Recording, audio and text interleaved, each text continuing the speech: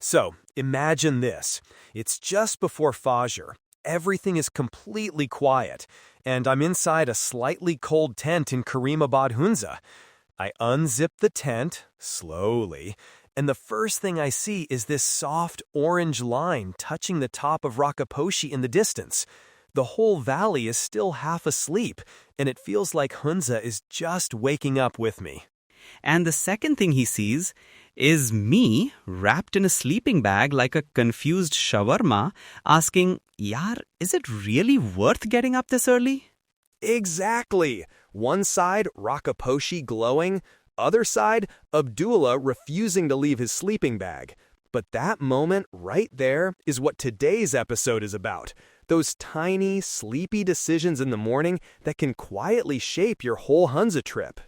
You're listening to Travel Diary, where we don't just tick off spots, we slow down, tell you how it actually feels, and help you design trips that you can enjoy, not just photograph. And today, we're taking you through just one slow morning in Karimabad. From that first unzip of the tent, to choosing where to watch sunrise, where to get chai and parathas, walking through the bazaar, all without rushing, without FOMO, and without spending too much. This is especially for you if it's your first trip to Hunza, or you're coming with family, or you just don't want an intense trekking day. Think of it as a soft launch to Hunza. All right, let's start with that very first decision. Where do you actually watch sunrise from in Karimabad? Because you'll hear three main options. Number 1, your own rooftop, if you're in a hotel or guest house. Number 2, Duikar, also called Eagle's Nest. And number 3, just a simple roadside viewpoint a few minutes walk from where you're staying. Let's talk about the famous one first, Duikar, Eagle's Nest. Look, the view from up there is amazing. You see multiple peaks, the whole valley, the light slowly moving down the mountains. It feels grand. But here's the honest part. To reach Duikar for sunrise, you usually have to leave Karimabad really early. Depending on where you're staying, you're looking at around 30 to 45 minutes by car, in the dark, in the cold, which means waking up, getting ready, finding your driver, and actually moving. For families with kids or people who just arrived last night, that can be a lot. Yeah, and we've seen this in real life. People half asleep, shivering at the viewpoint, holding their phones for photos, but their eyes are like, I just want my bed back. If you love dramatic viewpoints and you're okay with early mornings, go for it. But it's not the only way to have a perfect Hunza sunrise. Option 2, your own rooftop. This is my personal favorite for a slow morning. No taxi, no rush. You literally just climb a few stairs, wrap yourself in a shawl or jacket, and you're ready. You might not see every single peak like Duikar, but you still get that golden light on Rakaposhi or surrounding mountains, the chill breeze, the sound of a random rooster somewhere in the village, and you're comfortable. And if you're camping like we were, even better. Step out of your tent, maybe walk just 2 or 3 minutes to a slightly open spot, and that's your private sunrise point. No crowd, no pressure to take the perfect photo. Option 3, which people ignore a lot, a simple roadside or walking path viewpoint near your place. In Karimabad, you have these small lanes that open up suddenly and boom, you see the whole valley. Ask your host the night before, where's a nice, quiet spot I can walk to for sunrise? Usually it's something like a 5 to 10 minute walk. Easy, peaceful, and you're back in time for breakfast. So here's our take. If you only have, say, 3 or 4 days in Hunza, you just reached Karimabad, and your body is tired from the road, don't force Duikar sunrise on day 1.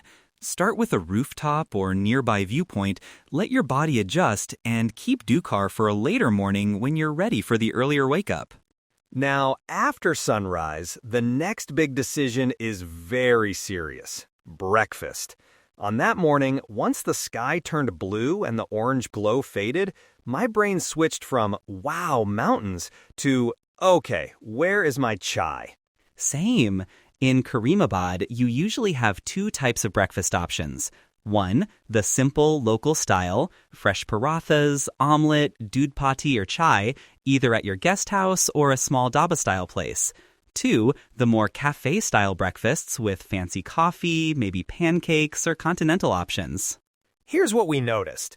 The simpler, local places and many guest houses are ready earlier. Around, let's say, 7:30 to 8 a.m., you can usually get hot parathas and chai going. The more Instagram-style cafes, they often open later, sometimes 9, 9:30, even 10 a.m., depending on season and crowd. So if you want that slow sunrise followed immediately by a hot, budget-friendly breakfast, just tell your host the night before, Bhai, can we get simple chai paratha, maybe an omelette around 8? They'll tell you honestly what's possible. Cost-wise, to keep it very rough and general because prices do change, a simple local breakfast in Karimabad can stay quite affordable, especially compared to big city cafes. Once you go for imported coffee, fancy decor, and that whole vibe, the bill starts climbing. Both are nice, but if you're with family or on a tight budget, start your day with the simple option and maybe save the cafe experience for one special day. On that morning we're talking about, we chose the simple route.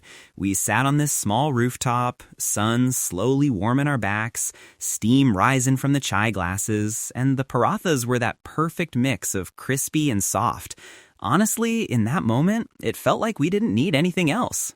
After breakfast, don't rush to jump in a car.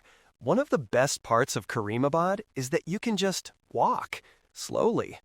We finished our chai, put on light jackets, and decided to wander through the small streets towards the bazaar. If you're imagining a huge, crazy market, it's not like that. Karimabad's streets are narrower, more intimate. You pass by stone walls, tiny fruit shops, a kid chasing a football, maybe a grandma sitting outside her house in the sun. And then, suddenly, you're in the bazaar area where there are shops selling dry fruits, caps, shawls, handicrafts. Now, one thing you should be ready for: tour offers. As you walk, someone might say, "Buy Atabad Lake today. I give you good price. Rush Lake Trek, Kunjarab, let's plan everything." And if you're new, it can feel like you have to answer everything right now. Exactly. And the key is, you don't have to. On our slow morning, we smiled, we listened, but we had a simple line we kept using. Something like, Bhai, we're just walking today, no plan yet. We'll think and let you know in the evening. Say it politely, say it with a smile, and don't feel guilty. Locals are working hard, they're trying to earn, and many tours are actually good. But your morning doesn't have to turn into a negotiation marathon. Keep it light. Collect some WhatsApp numbers, keep offers in mind, and tell them clearly that you'll decide later. Somewhere between the bazaar and our campsite, we found what I now call our quiet corner with a big view. It wasn't famous, no board, no big name, just a small stone wall along the path with a clear view of the valley and the mountains. Yeah, we just sat there, no rush, a couple of photos, sure, but mostly we talked. About nothing serious, honestly. Just random jokes, imagine living here conversations, that kind of thing. And this is important. You don't need to chase the most viral viewpoint to have your Hunza moment. Sometimes your favorite memory will be from a totally nameless spot.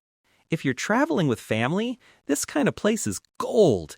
Kids can sit, you can breathe, elders can rest, and everyone still gets that big open view that reminds you why you came all this way.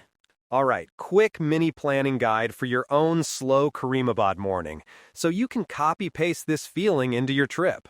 First, season. Clear, crisp mornings in Hunza are common in spring and autumn, roughly April, May, and then September, October. Skies can be really blue, and temperatures are cool but not brutal. Summer is warmer and busier. Winter can be magical but much colder and more demanding, especially for families. Second, clothing and layers. For a slow morning, think simple.